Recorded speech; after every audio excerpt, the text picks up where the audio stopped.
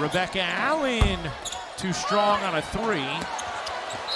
And look out, Caitlin Clark pushes Angel Reese, and Angel Reese. Let me just call it what it is, a black and a white player. Now, Greeny, let's be honest. If this was the other way around, oh, Lord, you can only imagine how the conversation would have gone. Yeah. The WNBA said it is investigating hateful fan comments during the Fever's home win against the Sky. The context of those remarks not entirely clear. So the W released the following statement. The WNBA strongly condemns racism, hate, and discrimination in all forms. They have no place in our league or in our society.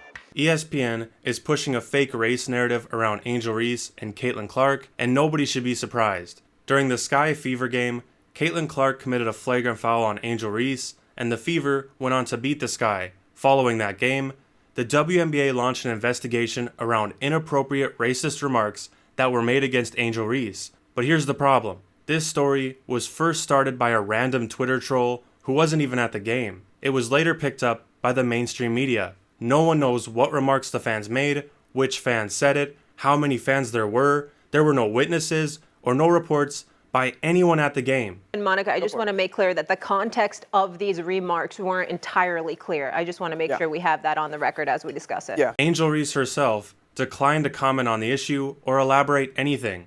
There was one person familiar with the situation, whatever that means, that elected to stay anonymous, probably the same Twitter user who couldn't provide what was said or who said it. ESPN wants action. I would say not just call them out, Stephen A., get them out. Yeah. Because that's still your work environment. So that wouldn't be allowed in any other work environment. I'm with Molly. It's one thing to call it out, but it's another thing to demonstrate that this is not acceptable in our sports environment. But how do you ban someone if no one heard the remarks and the story came from an anonymous source that wasn't at the game? How can there be action when the victim herself, Angel Reese, won't provide any clarity on the situation? You can't just ban fans at random based on an allegation. Let's compare this to Draymond's incident. A lot of people are making fun of Draymond for these comments. I'm not an angry black man. I'm a very successful, educated black man with a great family. I understand he contributes to his own reputation and he's responsible for hurting players on the court, but that's not what Draymond was talking about.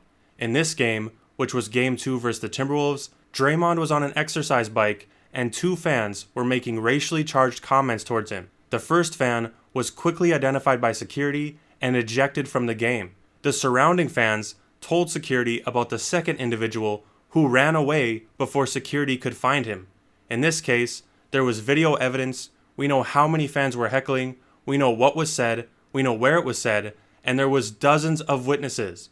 The last incident that had none of this was a BYU versus Duke volleyball game where BYU was accused of racially attacking Duke players and staff the entire game. And just like now, everyone ran with it.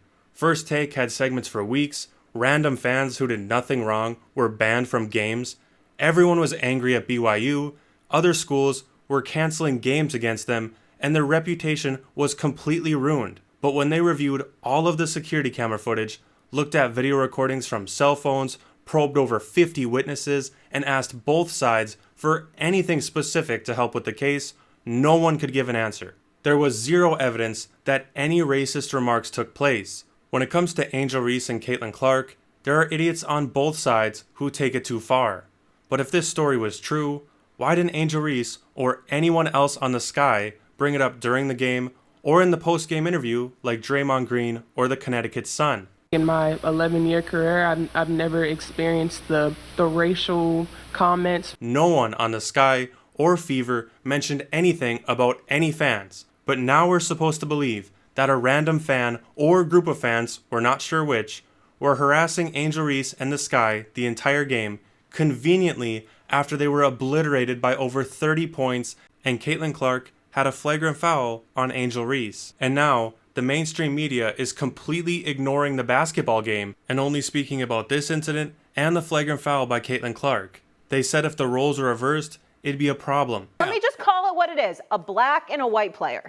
Now, Greeny, let's be honest. If this was the other way around, oh, Lord, you can only imagine how the conversation would have gone. Yeah. But the roles were already reversed when Angel Reese was clapping after Kennedy Carter committed a hard foul on Clark. And unlike Angel Reese, Caitlin Clark didn't have a free layup. She was fouled for no reason. It's clear that ESPN is pushing an agenda.